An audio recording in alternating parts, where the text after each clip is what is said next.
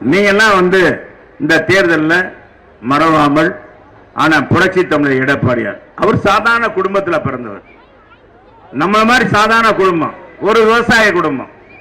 அவர் விவசாய குடும்பத்தில் பிறந்து படிப்படி அரசு பள்ளியில் படித்து படிப்படியா முன்னேறி அம்மாவுடைய அன்பை பெற்று தொடர்ந்து நாடாளுமன்ற சட்டமன்ற உறுப்பினராக, சேர்மனாக அப்புறம் அமைச்சராக அப்புறம் முதலமைச்சராகி இன்றைக்கு நல்ல பணியாற்றி கொண்டிருக்கிறார். இப்படி நம்மளுடைய நிலையை அறிந்தவங்களுக்கு தான் கொடுக்கணும்.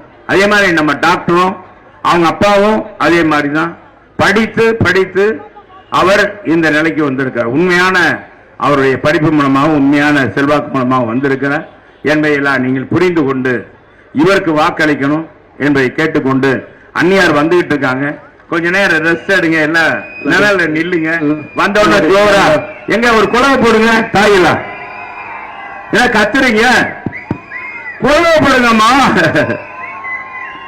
பாரு, நீங்க எல்லாம் குழவை போட மாட்டேங்கிறீங்க. என்ன தங்கச்சி, தோண்ட எல்லாருக்கும் தண்ணி கொடுப்பா, எல்லாருக்கும் தண்ணி கொடுப்பா, தண்ணி விடு. எல்லாருக்குமே அவங்க வந்தவன ஒரு குழவை போட்டு வரவேற்கணும்.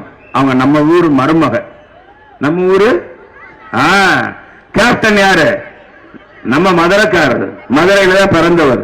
சென்ட்ரல் சினிமா இருக்குல்ல, மேலமா செய்தி, அங்கதான் அவங்க அப்பா அழகர்சாமி நாயுடு, அங்கதான் அவங்க வீடு, இங்கதான் பிறந்தவர்.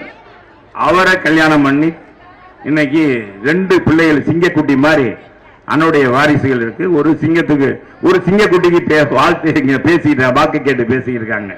அந்த சிங்கக்குட்டியை கொஞ்சம் கூடு நேரம் தாய் இல்லையா, என்ன சொல்றீங்க? எனக்கு தெரிஞ்சா மற்ற வேட்பாளர் தன்னுடைய மகனுக்கு போது கொஞ்சம் கூடுதல் தானே வரும். ஏன்ட்டு சொன்னாங்க 10 நிமிஷத்துல வந்துடும். அதனாலதான் நான் மைக்கை பிடிச்சேன், இல்லைன்னா நான் மைக்கே பிடிச்சிருக்க மாட்டேன்.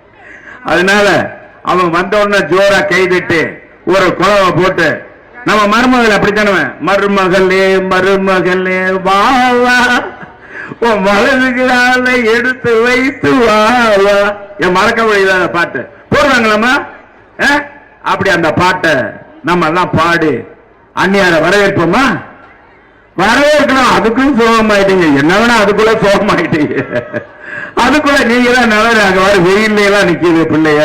நான் சொல்லிட்டு மலர் வெளி துர்கான்லாம் வெயிலே நிக்கிறாங்க, அவங்க பொறுப்புல இருக்காங்க. அதனால எல்லாருமே நிக்கிறாங்க. அதை பத்தி இல்ல, நீங்க நிழல்ல நில்லுங்க. இப்ப வந்துருவாங்க. வந்த உடனே நம்ம பைக்கரா வந்துட்டாங்களாம், பைக்கரா வந்துட்டாங்க. அதனால எப்படி பாடணும், எப்படி பாடுவீங்க?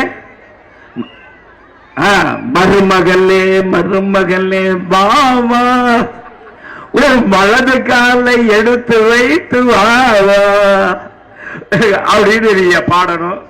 குழந்தைக்கே நீங்க வாங்க அப்படின்னு சொல்லி